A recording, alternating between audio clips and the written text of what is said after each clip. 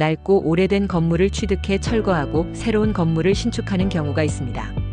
이때 신축한 건물을 양도할 경우 옛 건물의 취득가액과 철거 비용이 필요경비로 인정될 수 있는지가 쟁점이 될 수 있습니다.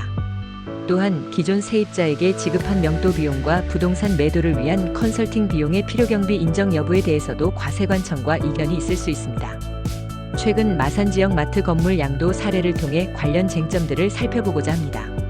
10억 원의 구건물과 토지를 매입한 후 구건물을 철거하고 30억 원의 공사비를 들여 마트 건물을 신축한 납세자의 사례입니다. 신축한 건물을 80억 원에 양도하는 과정에서 구건물에 대한 장부가액과 철거 비용의 필요경비 인정 여부가 쟁점이 되었습니다. 취득 후 구건물을 즉시 멸실했다면 구건물의 장부가액은 필요경비로 인정받을 수 있습니다. 이는 토지만을 이용하려는 목적이 명백하기 때문입니다. 상기 사례의 경우 2017년 4월 기존 세입자가 있는 구건물과 토지를 취득하였고 2018년 4월까지 약 1년간 임대료 수입에 대한 세금 신고를 하였습니다. 모든 세입자가 퇴거한 2018년 4월부터 철거를 시작하여 새로운 건물을 신축한 상황에서 구건물을 즉시 철거하지 않았다는 이유로 과세관청은 토지만을 이용하려는 목적이 아니라고 판단했습니다. 1년간 구건물에서 기존 세입자가 영업을 하였으므로 구건물을 부동산 임대업에 사용한 것으로 본 것입니다.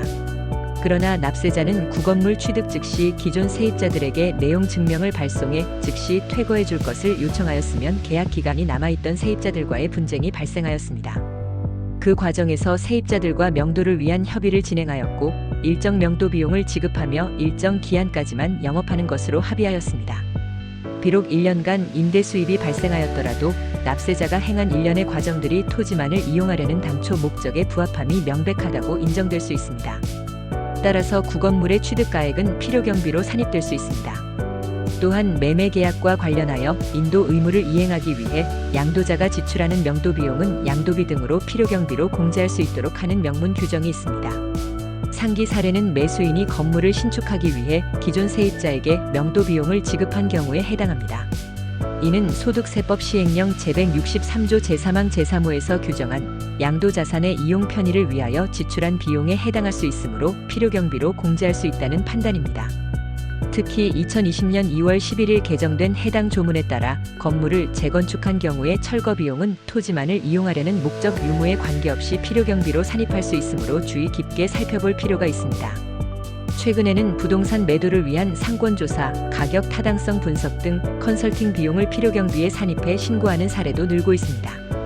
양도를 위해 직접 지출한 비용만 인정되므로 해당 컨설팅 용역의 실질적 내용에 대한 사실 판단이 중요합니다. 다만 최근 조세불복 과정에서는 컨설팅 비용을 양도비로 인정하지 않는 판단이 대부분입니다. 철거된 구건물 장부가액의 필요경비 인정 여부는 큰 금액의 세금 차이를 발생시킬 수 있습니다. 당초 토지만을 이용하려는 목적이 명백하였음을 입증할 수 있도록 사전 준비가 필요합니다.